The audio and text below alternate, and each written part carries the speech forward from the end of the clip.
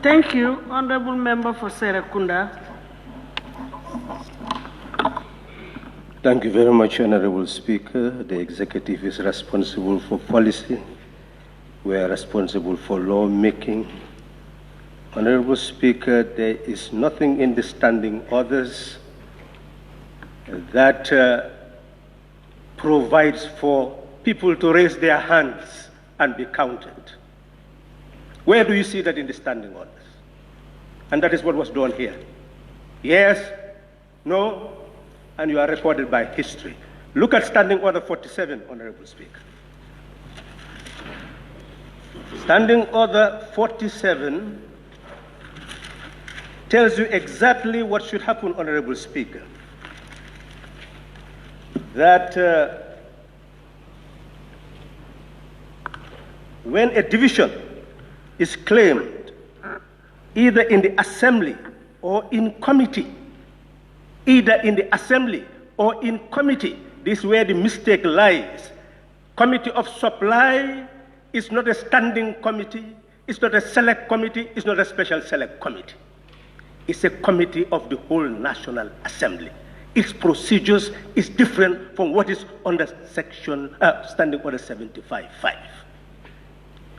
It says, Honorable Speaker, when a division is claimed, either in the Assembly or in the committee, that is the Committee of Supply, every member present and entitled to vote shall, unless he or she expressly states that he or she declines to vote, record his or her vote either for the ayes or for the noes. The clerk shall enter on the minutes the record of each member's vote.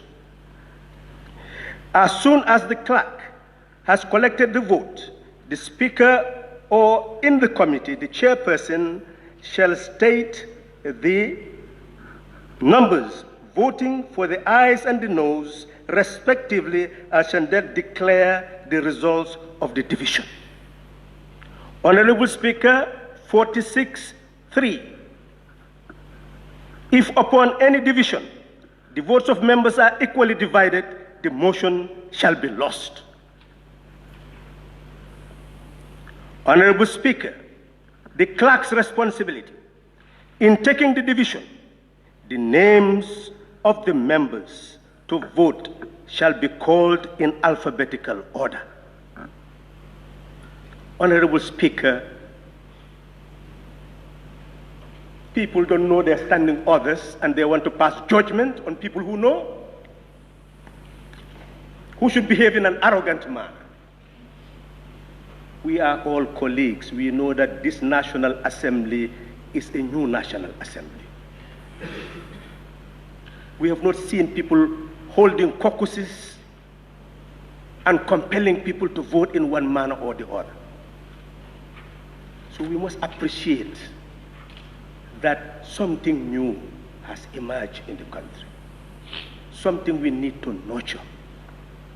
Nurture by sharing each other's experiences.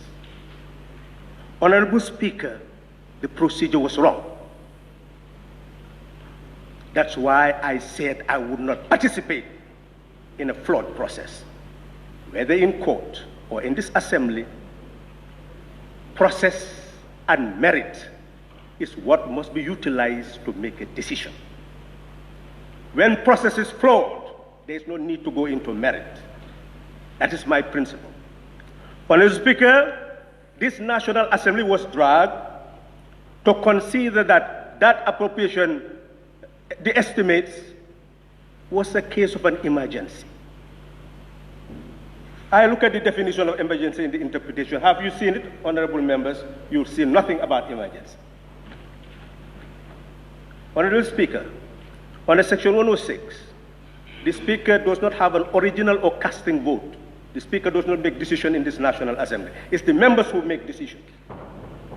So any matter of emergency should have been put, and when the question is put, we'll decide whether it's emergency or not, other than what is provided for in the Constitution under Section 101. And listen to what Section 101 says. Subsection 3 of Section 101 no bill other than a bill referred to in subsection 5, and that is a bill that is introduced and referred to a committee. No bill other than a bill referred to in subsection 5 shall be introduced into the National Assembly unless it has been published in the Gazette, and such publication has been made at least 14 days before the day of its introduction. Is that what happened with this bill? It was rushed here under the cloud of darkness, and people made to consider what has not been provided by the Constitution. Honorable Speaker, the only exception here is that provided that if the President certifies that the enactment of a bill is of urgency, then there should be certificate of urgency. And that too is not an imposition.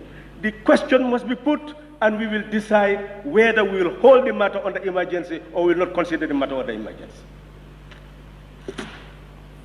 The Constitution made everything that happened here, our standing orders made everything that happened here to be flawed. And knowledgeable people do not participate in flawed process. They are safeguarding their own integrity and history. Honorable Speaker, we have guided the minister. The minister brought this. We said that it's our duty to consider the national interest.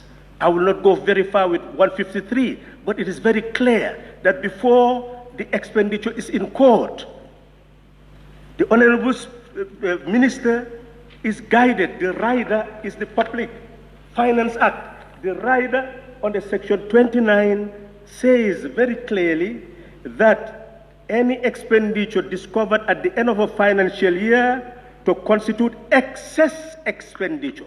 Excess expenditure.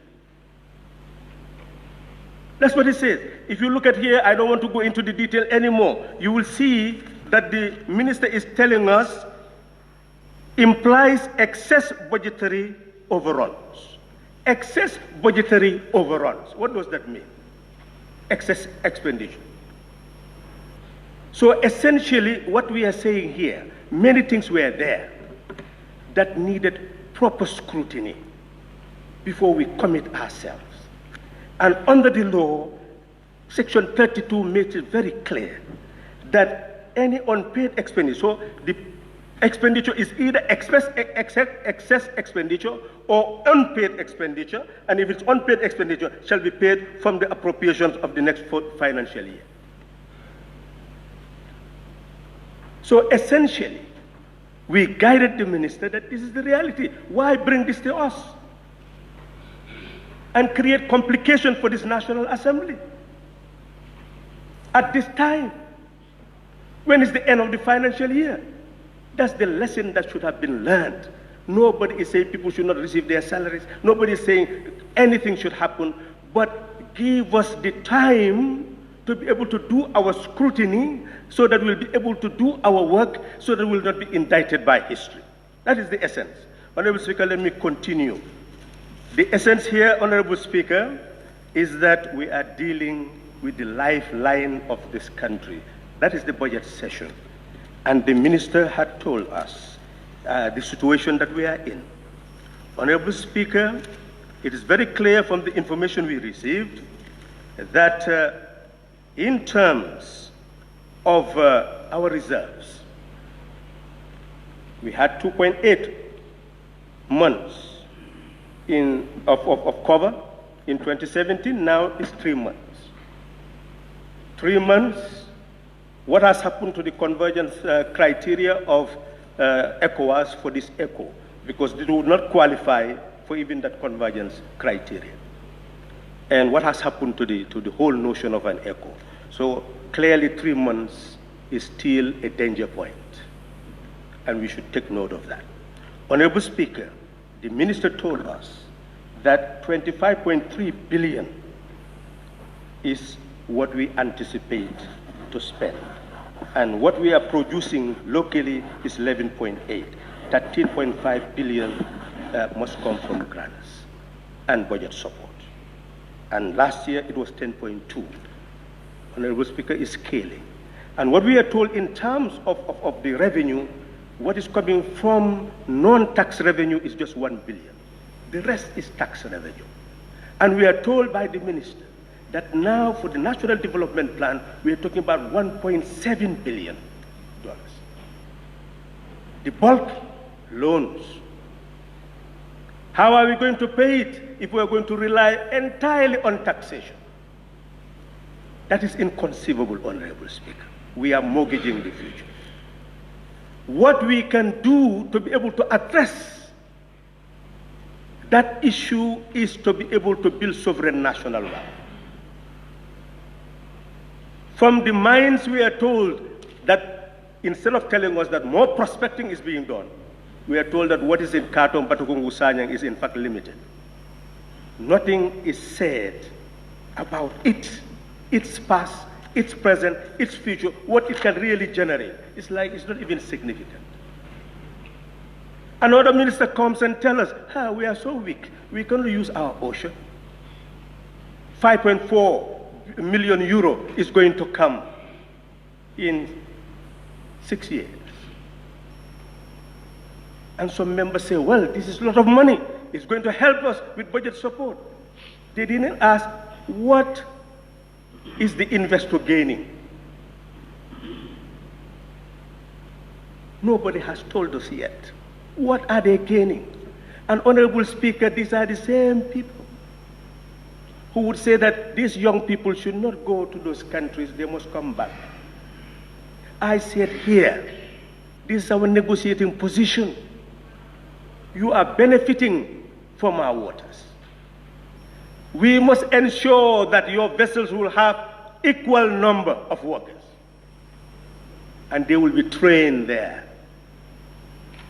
We should have negotiated that you must give us about 2 fishing trawlers afterwards, so that those people who work with you eventually will come and work in those fishing trawlers. The ACP-EU relationship is based on that foundation. What it says is that they are going to facilitate the eradication of poverty and also to ensure that the ACP states are linked into the global economy. Since that is the agreement, when we go to negotiate with them, and let me emphasize to people here, don't see this happening and you say the Europeans are not a homogeneous group. We are in the ACP-EU Parliament. We know what is being said there. The issues, different groups are there, waiting to listen to what our concerns are so that they will support that in their own terrain. That's why we are in those bodies. Honorable Speaker, this is the time that we should sit down and examine our national interests. And when we negotiate to defend that national interest. If we do not do so, we are simply recycling the whole poverty chain, and it will come back to us. Honorable Speaker, the minister did inform us of the debts. And instead of 129% of GDP, 88% of GDP. But what is being done? What are we producing? What are we selling? How is the productive base of our economy developing? And clearly, Honorable Speaker, what we are simply doing, yes, NAWEC is producing, that will contribute to GDP, but what is NAWEC actually doing? Depending on Senelec, Kappa, money going, foreign exchange going, those institutions will be building their productive base, their machinery, expanding. What will happen to NAWEC? So essentially, what type of relationship would lead to our greater dependency and what is going to eradicate our dependency? That is the issue. Just having the electricity, when tomorrow it will just be cut or dictate to you, and you believe that, yes, you are making progress, You have 3 more minutes. Yes, thank you very much. Honorable Speaker, we look at education. About over 500,000 children will be produced by our school system every 12 years. We've seen the calculation. What are we doing to prepare them for the future? It cannot be just based on theory. If we are going to build agriculture, we cannot be ready to give our land to others to own. All this training will be meaningless unless the young people are given the means of production. We have the Fourth Republic. We started inviting all those people, and they start taking the land in the combos. And then our women will go and work for them in their plantations. They make the profit, we continue to suffer. When we can give them fertilizer, we can give them seeds, we can give them farming implements, they can operate as cooperatives, share that profit, and eradicate their poverty. Investors come. We are not saying investors should not come, but when they come, they are partners. They can provide capital, we provide land, win-win, equal share. You will not alienate my land from me. The same thing with the ocean. Investors, what is happening in Gunjur, elsewhere? So we cannot allow that type of investment to continue, Honorable Speaker. We must have equitable investment where the prosperity of our land will continue. Honorable Speaker, my last word, it is important that tolerance is exercised. Everywhere you will hear people talking about citizenship. Who should be citizen of the Gambia? You born here, you should not be citizen of the Gambia. When the Constitution says that if you are here for 15 years, you will become a citizen of the Gambia by naturalization. Somebody who is born here going to get an ID card 18 years, you say that person is not a citizen. What is the logic? Somebody who is born here, stay here for 18 years, educated here, and go, you say he's not a citizen. But somebody who lives somewhere and come to this land and stay here for 15 years, you make that person a citizen. Is that logical? And some people are putting this in the minds of people, prejudices, so that we can have narrow nationalist sentiments. Honorable Speaker, that will lead us nowhere. Thank you. Thank you very much.